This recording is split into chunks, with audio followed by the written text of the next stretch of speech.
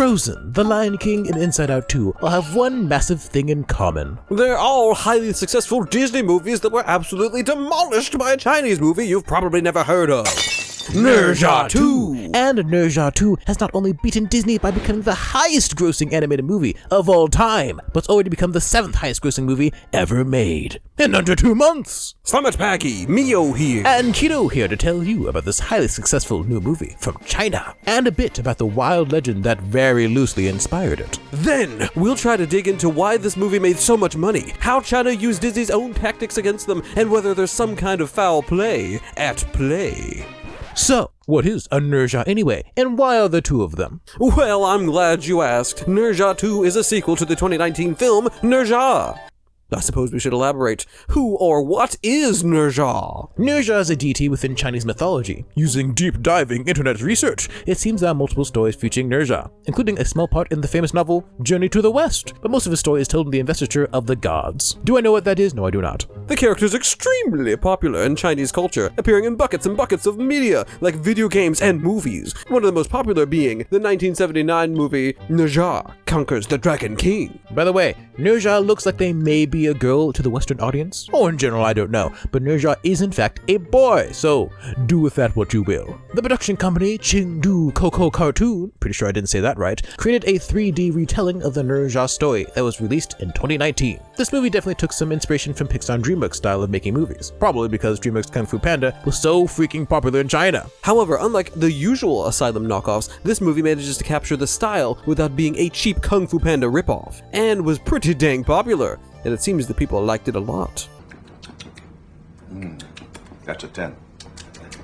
Nezha ended up grossing $742.7 million USD on a budget of only $22 million, becoming the 4th highest grossing Chinese feature film. Pretty dang impressive. So naturally, just like Hollywood, they released a follow-up. It's Hollywood, baby. Not Nezha 2, but Jiangxia. Never heard of that movie?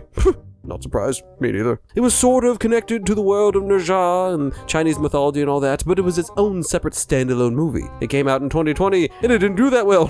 Once again, not surprised. But before recording this video, I glanced at the movie, and it seems fine. Then, a whopping 5 years after coming out, Nezha got its highly anticipated sequel. This time, they pulled out all the stop, harnessing the power of over 100 Chinese animation studios to bring the film to life. Whoa, that's a lot of power. And it wasn't cheap, no. The budget was $80 million, making it the most expensive animated Chinese movie ever. But did the gamble pay off? Well, did it, Kido? It did. The movie has almost made $2 billion.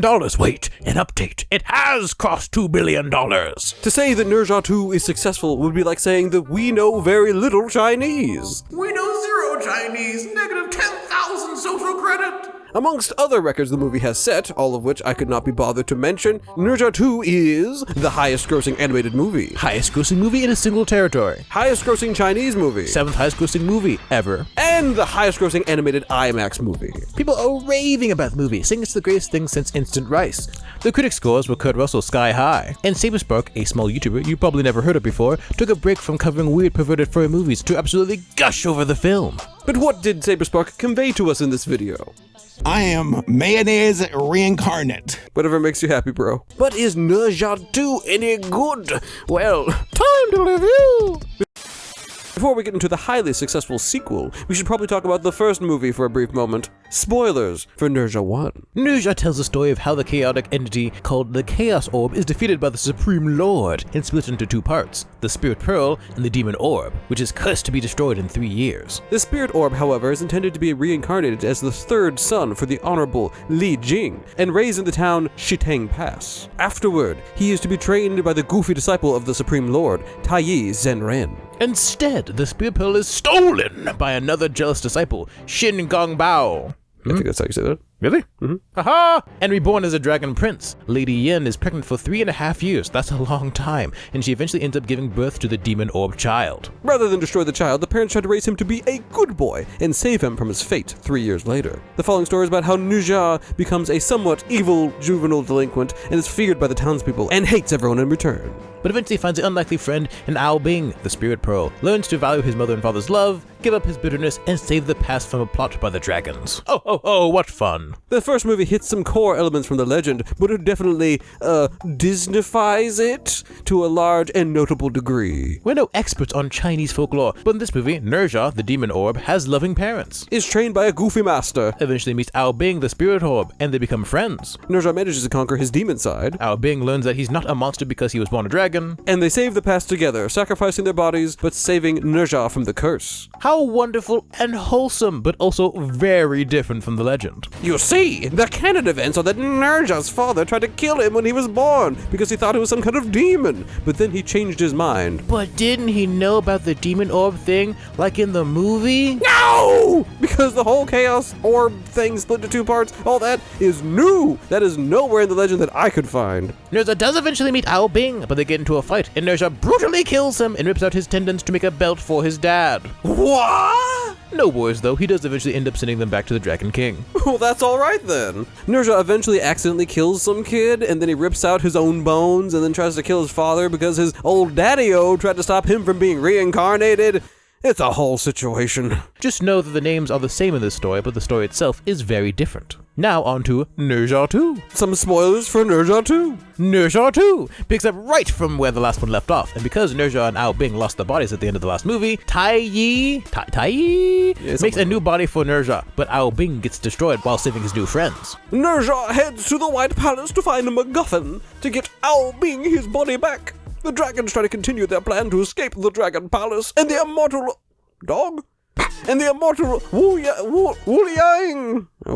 Liang and his demon hunters have their own thing going on, their own plans. And one of the most notable things about this movie, and something that it does really well, is that it juggles a lot of different plots without getting them too mixed up. Now we were a bit confused at times, but that has more to do with the lore and the world building things than specifically the different storylines. The characters are all pretty likable, though some of them are a bit shallow, such as Tai Yi, who's mostly just there for comic relief, and Ao Bing, who seems, pretty boring. But both characters show some heart and have good action scenes. We'll talk about the action scenes in just a second, so until then, just calm down. I said calm down! Nezha is a pretty good MC, and we love a nice delinquent character, and his relationships with the other characters are all pretty interesting. It's especially nice to see good representation of both a strong, nurturing mother and a masculine, loving father. It's different from what we usually see. That said, it's also very different than the legend. Most of the characters' motivations are pretty compelling, not gonna lie, though some of them aren't all that interesting, and at some points aren't entirely clear, but there are a lot of things going on in the story. Another cool thing that the movie does really well is creating a lot of interplay between the different individuals and the factions as they all try to reach their own goals. It makes it pretty fun to watch, and rather engaging. The animation...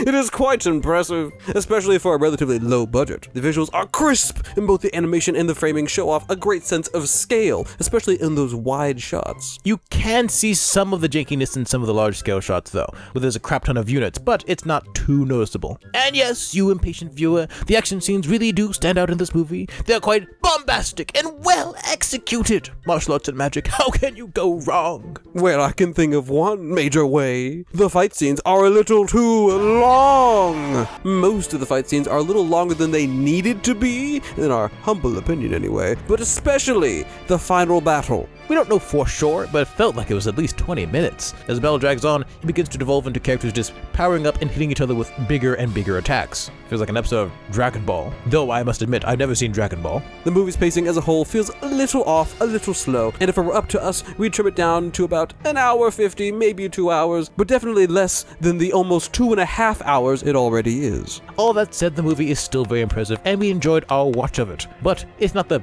best movie ever made, but it was pretty fun. So, in the end, the movie is pretty good. It really creates that spectacle that draws in audiences, and overall tries its best to be a crowd pleaser. It's very palatable to the general audience, since it's based on a familiar legend and made to be mostly family-friendly. And with its main competition as a family movie being the, by all accounts, below-mid Captain America, I'm not surprised the Chinese box office chose Nezha 2. You've got to do better, Senator. You've got to step up. Heck, even in America, Marvel films have their work cut out for them just to exist. The hype behind the film was there from the get-go, since the first movie was so positively received. But the movie also came out at a great time for success, the Chinese Lunar New Year. People were bustling into the theaters, and Nezha 2 was waiting to welcome them with open arms. By the way, just looking at the Wikipedia article for Nezha, it's weird that the first trailer for this movie only came out just 19 days before the release date. How odd. Plus, how could you not go to a movie when you could gain 10 million social credit? Such an offer, how could you resist? Seriously, how could you resist? Okay. We're kind of joking, but seems that there might have been a bit of government pushing of the movie. Not sure if any of this is true, but while trolling on some Ask Chinese subreddit, we saw some people saying that the movie is all Chinese propaganda, and that there were public messages telling people to go see the film. Again, we're not sure. We're not Chinese, so we have no clue, but it isn't something that would surprise me in the slightest. The government has done more shady things and has told bigger lies. But the idea of the Chinese government supporting a movie with the message that's wrong for the powers that be, suppress those below them, that you should stand up to the bullies, and that genocide is wrong? That's crazy! Although it is possible that these messages were being directed at America rather than China's own government. Oh man, joking on that lack of American spirit here. Some sources would seem to indicate that some of this success would have come from an anti-American sentiment over in China, in which case it would make sense that the Chinese government would support the movie. Apparently, the cauldron thing in the story has a $sign on it, and the jade badge that gives Nezha a place as an immortal has an eagle on it, those things representing America. Quite frankly, while watching the movie, I wasn't paying attention. Additionally, some bad guys were hanging out in a place called the White Palace in the movie, and the Chinese people use the term White Palace to apply to the White House / Washington, D.C. So it's possible that the immortal evil dude oppressing everyone is meant to represent America. Maybe, I don't know. Just reporting some things that I read. And there was a good deal of pushback against those ideas in the Reddit posts as well. It easily could be genuine interest in the movie that caused the success, regardless of politics or anything. Black Panther, after all, was highly successful in America, and probably would have been even if there wasn't so much excessive media pandering, since it was a movie about a character that people really wanted to see. There's probably a multitude of factors at play, but it is clear that some Chinese nationalists were pitting Nezha 2 against Captain America 4, spreading sayings on the social medias like, I don't care if Nezha 2 can survive overseas, but Captain America 4 must die in China. and that's pretty intense. So at least some people were taking it a little bit too seriously. Besides, as we said earlier, given the state of the MCU, it's really not that big of a victory. It ain't that deep, it ain't that hard, it ain't that much of a circumstance. So that's the story of Nezha 2. Unfortunately, the movie may be hard to find in some theaters, but if you're interested and it's showing in your area, why not check it out? It is a big time commitment, so if you don't like reading subtitles or animated family movies, then do not bother, I guess. There are also some rather dark elements in this movie, like death. So think about that before bringing your really small kids. But Nezha 2, oh, broke $2 billion, first time ever. Oh, what's this mean for the future of animated movies? Not a whole lot. Huh? The movie didn't do a ton outside of China, so it's not going to change everything all over the world, but success will probably lead to more big-budget Chinese animated movies, and that will create more competition, and that's always good. Maybe Disney will step up its game and start making things that people actually want to see, as opposed to whatever they've been doing. However, it might not be all sunshine and rainbows, so don't get too excited now. No doubt these animators weren't paid the same as they would have been in the USA, but we hope we don't get the whole Spider-Verse treatment with the headlines of bad work environments and deadlines. Also, I wouldn't be surprised, no hate, but I wouldn't be surprised to find out later that some of these numbers had been fudged a bit. After all, Disney may have done similar things in the past. Because of all the outsider news and everything, the movie itself is pretty good, so check it out if you want to. And a big shout out to Yan Chinapedia, who is probably the only reason we think we know how to pronounce Nezha. And we might even be incorrect. If so, blame her. Nezha. Did you get it? No. So in conclusion, it's been a long time since we uploaded a video, so we kind of just wanted to put this out there. Indeed. If you're watching this, you are a legend. Thank you for watching, and feel free to share it if you found it interesting. Yeah, and feel free to subscribe for future content. We're going to be kind of changing up around here, but we will be releasing the Transformers video, we promise. We're working on it. We just lost some inspiration, but we're back, baby! Yes, we have had a little bout of depression, but we're back. If enough people feel inclined to caress the like button, we'll probably try doing more videos like this in the future. In fact, if you want to, comment down below some media you would like to see reviewed or covered on our channel. channel in the future. We'll go start moving more towards the animated side of things, but we'll see. And while you're waiting for the Transformers video, check out this video over here. Or check out this video over here. And to you there, he's Mia. And he's Keto. We hope that you have a blessed day. Bye!